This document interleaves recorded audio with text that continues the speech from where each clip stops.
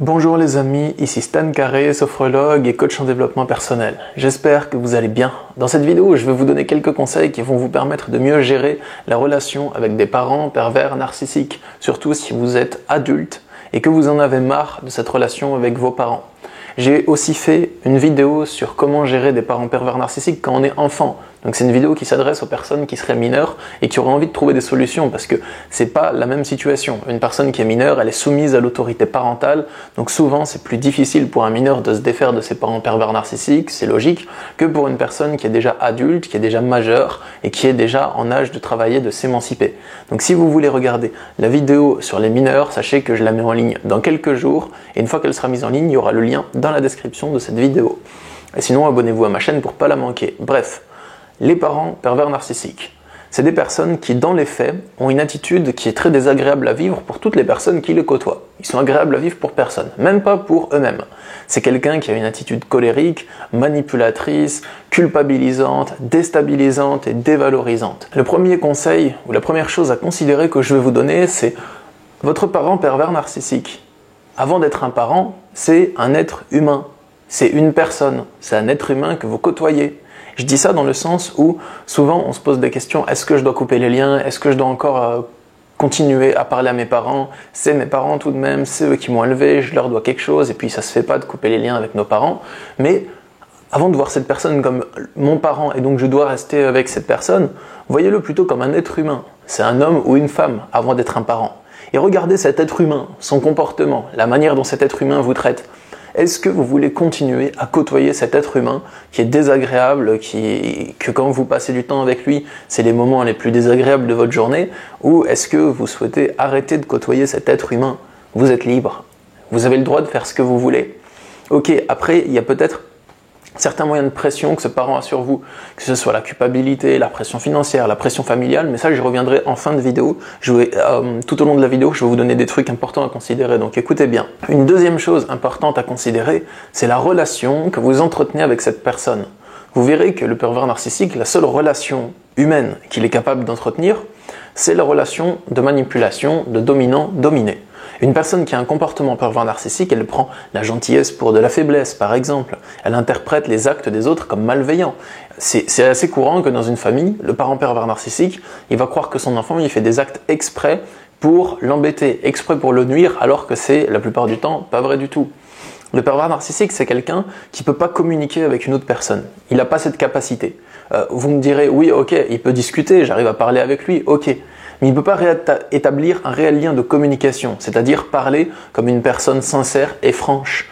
Vous ne pouvez pas parler d'un truc avec lequel il est en désaccord sans qu'il se mette en colère, vous voyez? Ça, c'est pas normal que si vous parlez avec quelqu'un d'un truc sur lequel il n'est pas en accord, qu'il pète direct les plombs. C'est pas normal. Il n'a pas la capacité de prendre du recul et d'écouter un point de vue contraire au sien, de l'entendre et de répondre calmement. Pour lui, si vous émettez un point de vue contraire au sien, c'est une agression, il pète les plombs et du coup, c'est le chaos.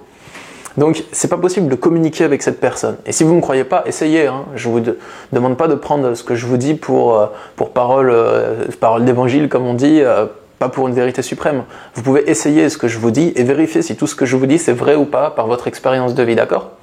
Du coup, communiquer avec lui, il y a juste 3 manières de le faire, c'est tout.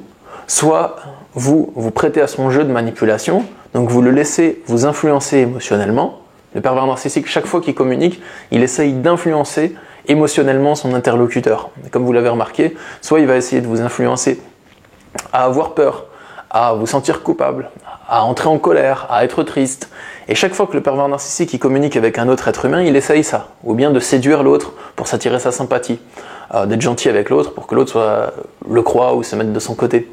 Et souvent les pervers narcissiques, ils utilisent ça pour manipuler des gens contre vous, par exemple, en se montrant sous leur meilleur visage, sous leur meilleur jour, pour manipuler des gens contre vous.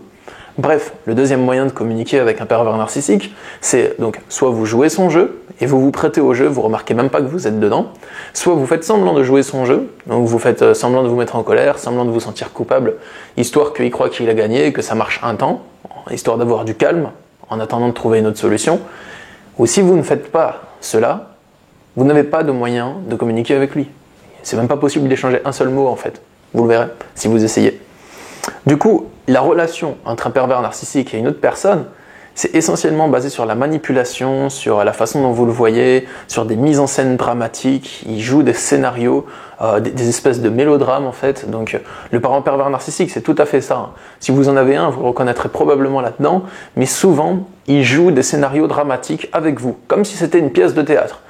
Il peut se mettre à pleurer pour rien, à crier, à faire des grands gestes, et pour des petits riens en fait, des trucs qui ça sert à rien de se mettre dans des états pareils pour ça, et il le fait. C'est comme un acteur en fait, et donc il est tellement pris à son propre jeu qu'il oublie qu'il est en train de jouer. Et vivre avec une personne comme ça, il n'y a pas que ça, il y a aussi la manipulation, la destruction psychologique derrière, donc franchement, c'est quelque chose de très désagréable pour les personnes qui le vivent. Le troisième truc à considérer, c'est que essayer de guérir ou de changer votre parent pervers narcissique ne fonctionne pas. Essayez-le, mais si ça fonctionne, c'est pas facile. Vraiment pas. Et ça demande beaucoup de temps. C'est l'œuvre d'une vie. C'est comme si, en voulant guérir ou changer votre parent pervers narcissique, vous allez faire des immenses efforts. Vous allez faire beaucoup d'efforts et il va presque rien se passer et des fois il se passe rien. Vous utilisez et consommez énormément d'énergie et vous n'avez aucun retour sur investissement de toute l'énergie que vous avez fournie pour ça. Donc ça va juste vous faire souffrir plus qu'autre chose parce que vous vous fixez des objectifs que vous n'arrivez pas à atteindre et vous allez avoir peur de ne pas arriver à l'atteindre, vous allez vous sentir en situation d'échec. Donc c'est pas la peine d'essayer.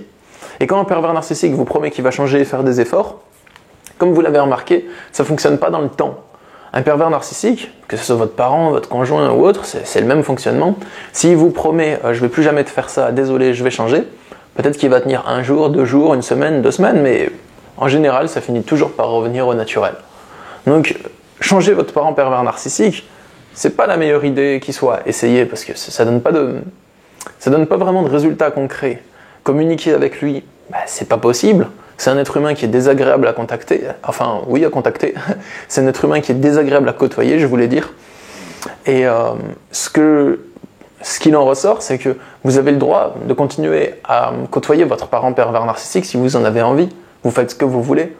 Mais après, je ne pense pas que vous puissiez interférer sur son comportement, à moins que vous ayez de l'autorité, ou que vous soyez totalement détaché de lui. Mais à chaque fois que vous essayez d'influencer le comportement de votre parent pervers narcissique, donc si vous voulez gérer un parent PN, en l'influençant à se comporter différemment, à être plus gentil, à être plus normal, eh bien il peut vous manipuler comme ça.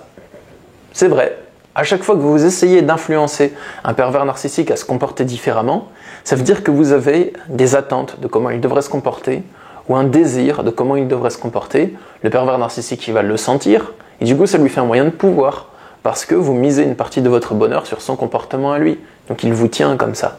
Tant que vous abandonnez pas le désir d'arriver à influencer le comportement d'un pervers narcissique, il pourra vous manipuler. Le seul moyen d'être vraiment totalement libre de votre parent pervers narcissique, c'est de lâcher totalement prise sur le désir de « je veux arriver à ce que mon parent pervers narcissique soit gentil avec moi ». Je veux arriver à ce que mon parent soit compréhensif, à ce qu'il guérisse, à ce qu'il aille mieux, à ce qu'il se sente bien, à ce qu'il soit heureux. C'est pas possible. Ça dépend que de lui et il ne le veut pas. Du coup, j'ai quelques conseils cette fois-ci à vous donner. Si vous voulez savoir si vous devez ou pas garder le contact avec un parent pervers narcissique, déjà c'est à vous de le décider. C'est pas à moi de vous dire vous devez ou vous devez pas. C'est vous qui choisissez ce que vous allez faire de votre vie, ce que vous allez faire de votre relation avec vos parents. Par contre, j'ai un bon conseil pour vous. Voyez quels sont les moyens de pression que ce parent pervers narcissique a sur vous. Quelles sont les choses qu'il utilise pour vous mettre une pression, pour vous contrôler. Je peux vous citer quelques exemples, je les ai déjà dit au début de la vidéo.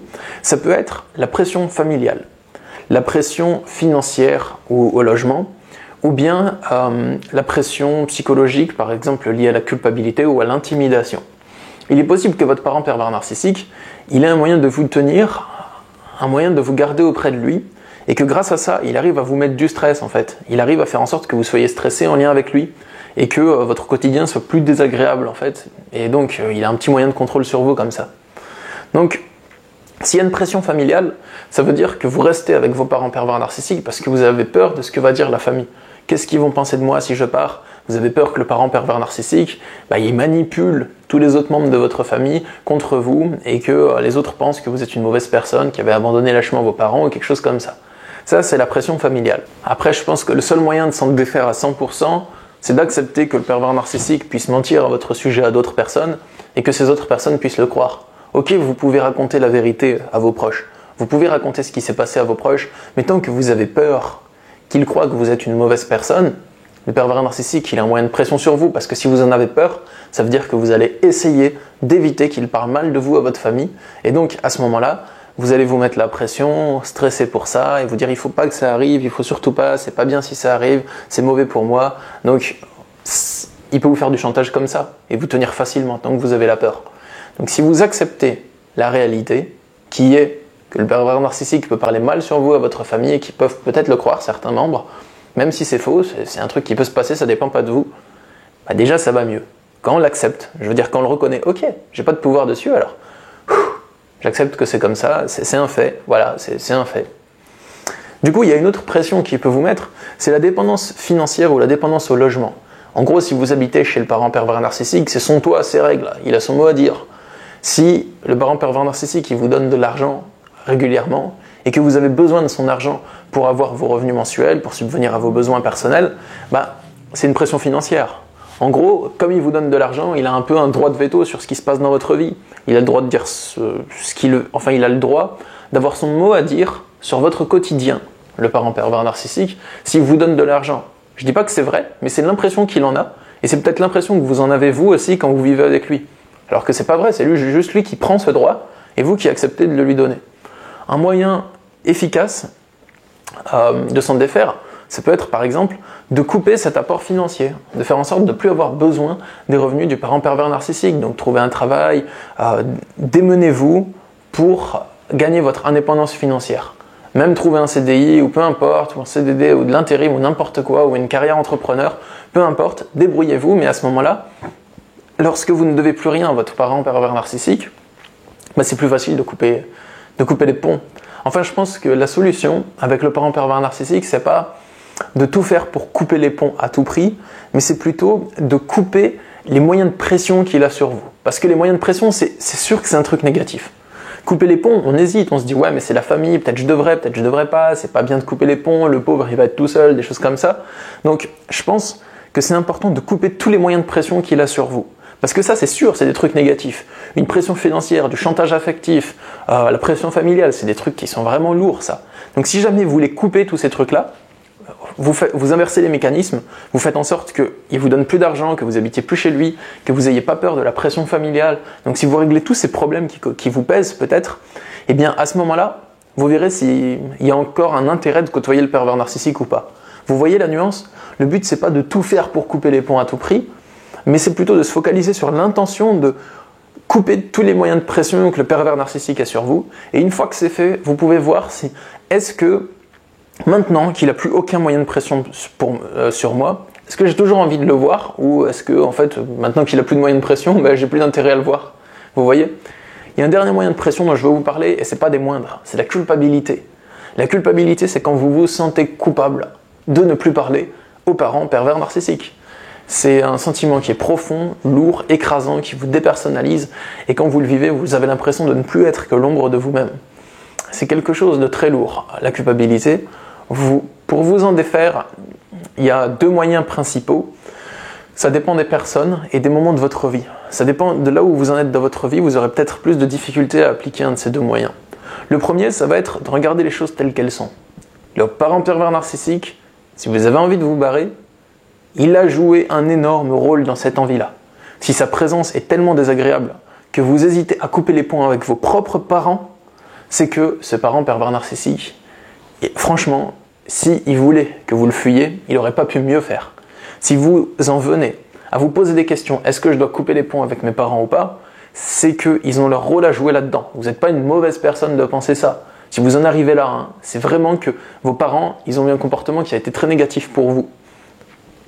Par contre, la culpabilité, vous pouvez aussi constater que la personne, le parent pervers narcissique, il est responsable de ses émotions.